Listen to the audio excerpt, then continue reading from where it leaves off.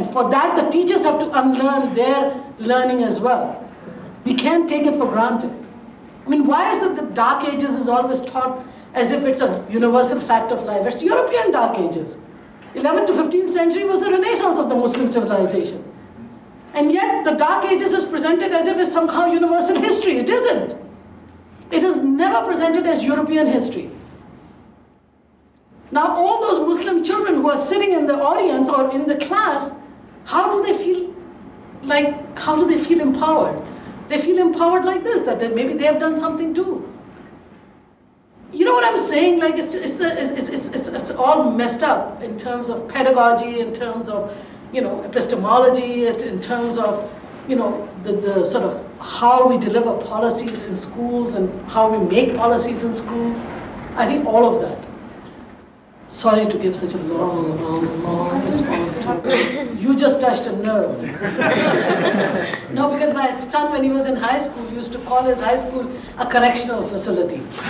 He used to say, Ma, it's a correctional facility where they are the, correctional officers and we are the inmates. So, needless to say, his experience in high school was terrible. And he was one of the good kids. So his revenge against the school system was to go to university. He said, I want to go to university, be really successful, and then go back and teach in high school the way it should be taught. I'm like, good for you. Good for you. That's one way to participate. Yes, sir. Hi, thank you for coming today. And thank you all for coming today. This is kind of in a way, if you don't mind, to sort of maybe help answer the question he had, and if you want, you can elaborate and maybe we can discuss. But I'm from Mexico. Mm-hmm. I was born and raised there, and I came here. My mom's Canadian, of like British background, and I always grew up reading, but I never really took to like for whatever, I just reasons, I never really took to like the Latin American literature, but there is a lot of it, and one thing that I noticed though is that all the Latin American literature that's sold or available here, not all of it, but the better part of it, is has a certain kind of I don't know. It's orientalized. I don't know if anybody's familiar with that term. Mm-hmm. So, and I always wondered why it was, and I kind of decided to go on Wikipedia, which you should never use to reference your papers, but just and I found out that there's actually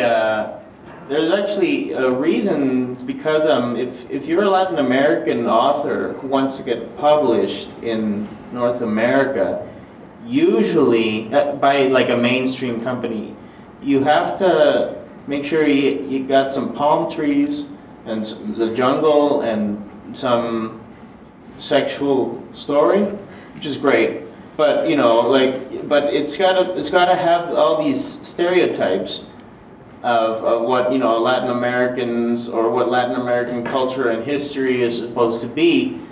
And so I read about this other countercurrent, which is called Macondo. I'm not going to go into the details of what it means, but basically it's a new kind of literature which is more about like, hey, I live in Latin America, but I also live in a city, and I sometimes will eat at a McDonald's and work on my Macintosh. That's sort of, it's sort of like, it's not meant to,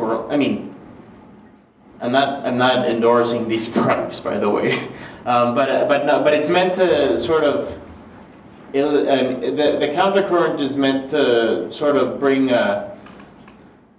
an image or a notion of Latin Americans as people who aren't that much different from people here in North America. In fact, they're a lot more similar than you might think.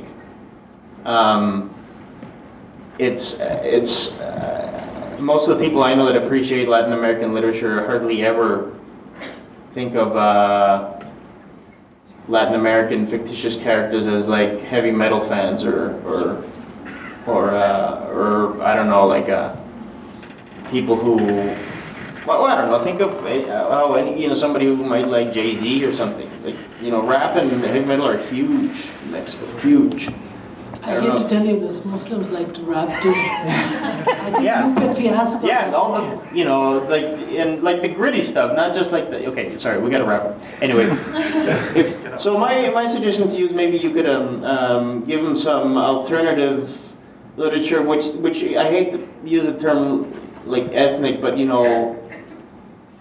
literature that might be, pushed, not like pushed beyond their stereotypes of what a culture might be.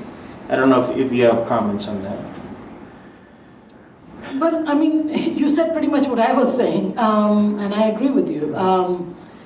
It is it's so much easier to go and bomb people when you can portray them as turban-wearing, cave-dwelling, wife-beating, pre-modern types.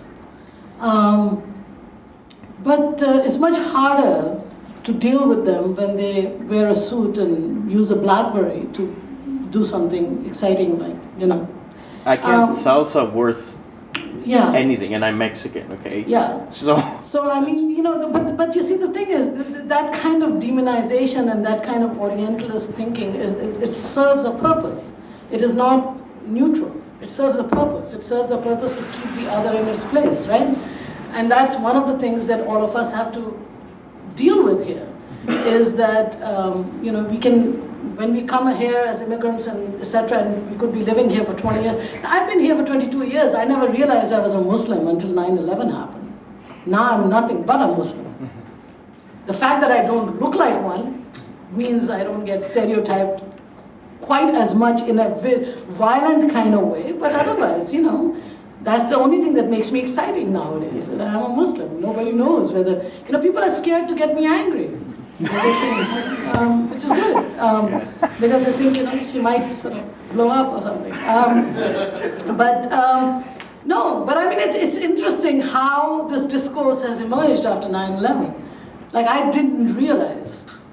And it was very interesting because after 9/11, my son, for instance, started listening to all this hip-hop. He always listened to hip-hop. I didn't actually realize that he actually did something called freestyle, which, when I first heard it, I couldn't believe it. But anyway, it's very good. It's very good. But I mean, he started listening to hip-hop artists who were Muslim. I discovered Lupe Fiasco entirely because of that. I love Lupe, but because my son was listening to it, and I'm like, this guy's good. And he's like, yeah, I know, and he's Muslim too. I'm like, with a name like Lupe Fiasco, is like, no, his original name is something else. Anyway, so the point is that he found his little niche there because his Muslim identity was becoming so predominant and profound, and it was defining everything around him, that he being a young person, he decided, I'm not going to be intimidated by it, I'm just going to own it. So he owned it by actually getting into hip-hop that had some Muslim sort of refrains to it. A lot of the young women, for instance, who don the hijab and the niqab, I'm not saying all of them, but some of them do it out of spiritual, awakening, and some of them do it out of sheer bloody-mindedness. You hate us? I'm going to be in your face. They're born and brought up here. So, as far as I'm concerned, whether they put it on or they don't put it on, the state has no business banning services because they're wearing one. I mean, to me, the issue of democracy is there, man. How can we even talk about participation? Here in Quebec, the bastion of liberal democracy and freedom and all the good things in Canada, the most progressive province, what do? They're passing Bill 94.